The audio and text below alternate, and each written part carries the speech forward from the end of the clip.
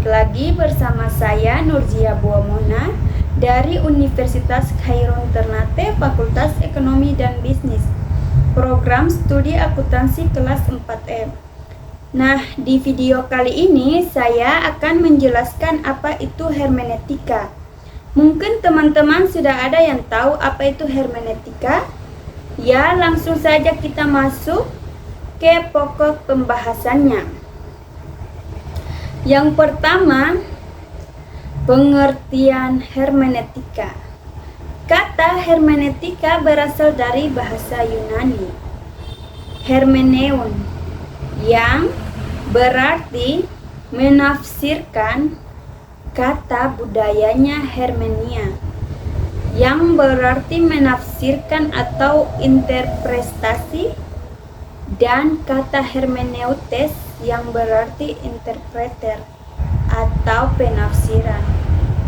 Kata ini sering dikaitkan dengan nama salah seorang dewa Yunani, yakni Hermes, yang dianggap sebagai utusan para dewa bagi manusia.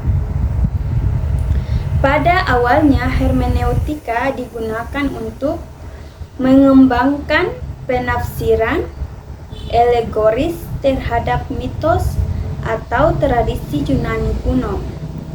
Sejak abad ke-17, hermeneutika sebagai metode penafsiran dan filsafat penafsiran berkembang luas dalam keilmuan dan dapat diadopsi oleh semua kalangan, yang ditandai oleh munculnya pemikiran dari Hungary, Vladimir Emilovich Habermas, Paul Ricoeur, dan sebagainya.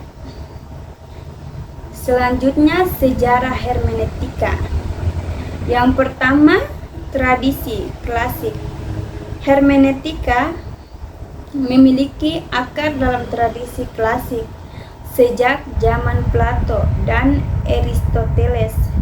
Interpretasi telah dianggap sebagai seni penting dalam memahami teks-teks filosofi dan sastra.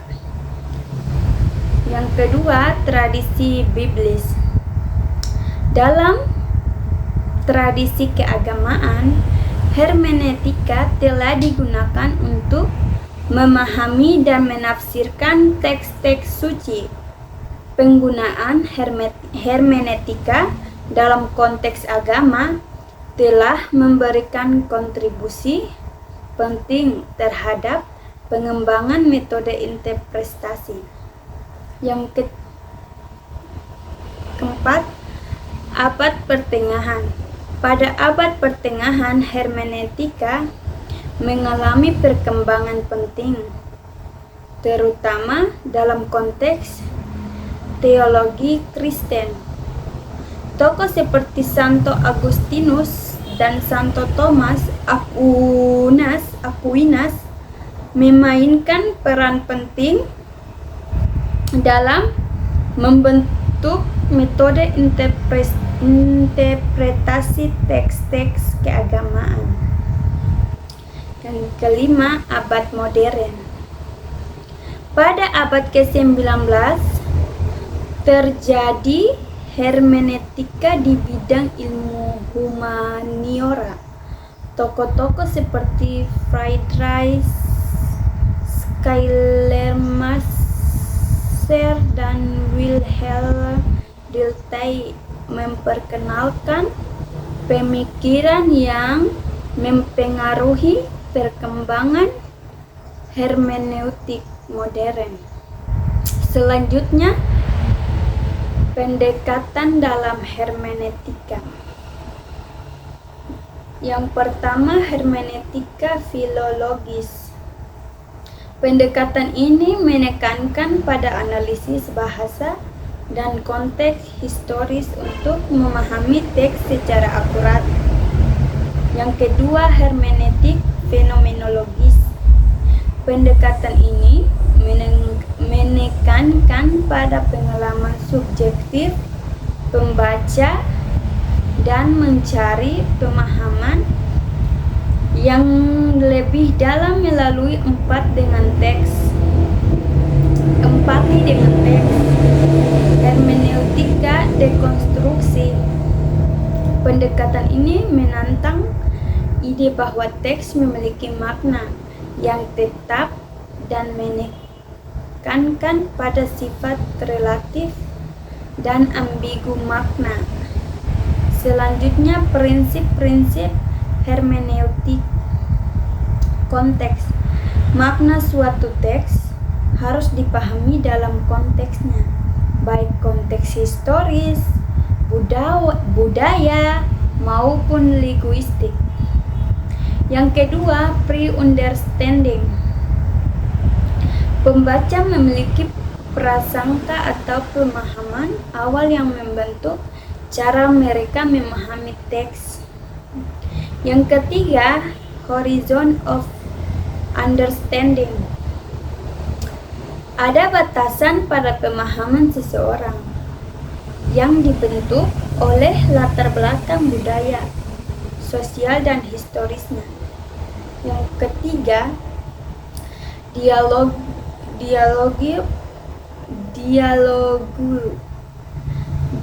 Proses interpretasi adalah proses dialog antara pembaca dan teks, di mana pembaca memberikan makna kepada teks sambil juga menerima makna dari teks tersebut.